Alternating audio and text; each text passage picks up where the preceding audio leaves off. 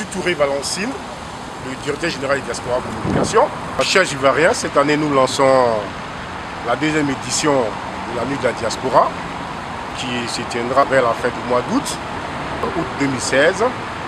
Alors c'est très important pour nous, au moment donc où nous lançons cette deuxième édition, déjà de remercier tous les sponsors, tous les partenaires qui nous ont accompagnés l'année dernière. Je pense notamment au DG de la LONASI, M. Issaka Fofana, sans qui rien n'aurait été possible l'année dernière.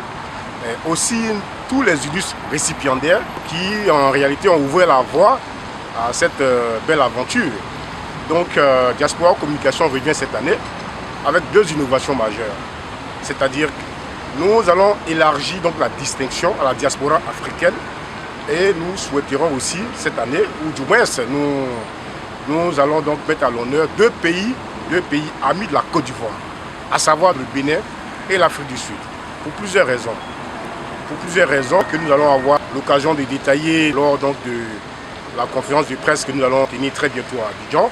Alors pour l'heure, ce qu'il faut retenir, c'est qu'en plus donc de la présence de ces deux pays amis de la Côte d'Ivoire, nous allons instituer cette année un circuit touristique qui va se tenir à Yamoussoukro avec un de nos partenaires, Soudé Toulac, qui est dirigé par notre sœur, qui est aussi de la diaspora, Mme Malika Kondé Mourad, cette dame très dynamique qui dirige cette structure, qui va donc proposer à nos invités cette année un circuit touristique sur Yamoussoukro et les environs.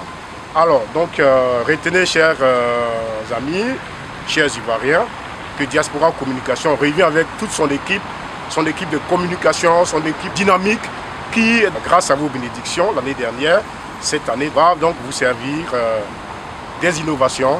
Et en tout cas, nous pensons que Diaspora Communication va véritablement décoller véritablement à partir de cette deuxième édition. C'est quoi les domaines qui vont être primés cette année? Alors, donc, les distinctions vont être très innovées cette année. On aura, en plus de ce qu'on a fait l'année dernière, on aura donc le domaine de la diplomatie, de l'économie, en tout cas tous les domaines qui donc participent au développement social de la Côte d'Ivoire, au développement économique, au développement culturel de la Côte d'Ivoire. Et le thème cette année? Le thème est très très enchanteur cette année, c'est le panafricanisme.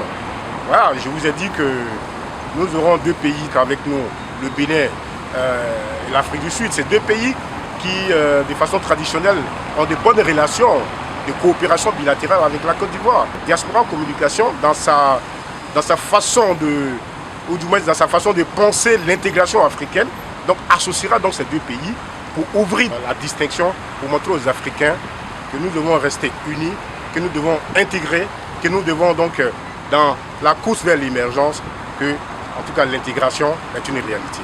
Donc voilà un peu donc les innovations cette année que Diaspora Communication va apporter à cette distinction, à cette grande fête de distinction. Ça va se passer où exactement? Ok. Nous, en tout cas pour innover toujours, nous allons faire grand cette année. Nous visons donc l'Hôtel Ivoire, Sofitel, qui en Côte d'Ivoire, même dans la sous-région, qui n'a pas d'égal, en tout cas pour l'instant. Mais il se pourrait aussi que nos partenaires nous demandent de délocaliser, sûrement peut-être à Yamoussoukro, où en tout cas les discussions continuent. Voilà, c'est ce qu'il faut retenir. Au moment opportun, vous allez communiquer. Au moment opportun, nous allons donc communiquer là-dessus et donc tout le monde saura exactement où se passera donc la deuxième édition. Le lancement va être fait bientôt à Abidjan d'un point de presse? Oui, bien sûr, il y aura un point de presse que nous préparons déjà, toutes nos équipes sur Paris. Vous êtes sans ignorer que notre ami, donc, le patron de la communication, Diaspora Communication, qui est Gouan Philippe, journaliste international, viendra avec toute une batterie à Abidjan pour lancer donc cette édition-là. Voilà. Donc les journalistes sont attendus très bien. Les journalistes sont attendus, notre équipe donc est à la tâche pour inviter donc toute la presse nationale et internationale à ce lancement donc, qui va se faire très bientôt à Abidjan.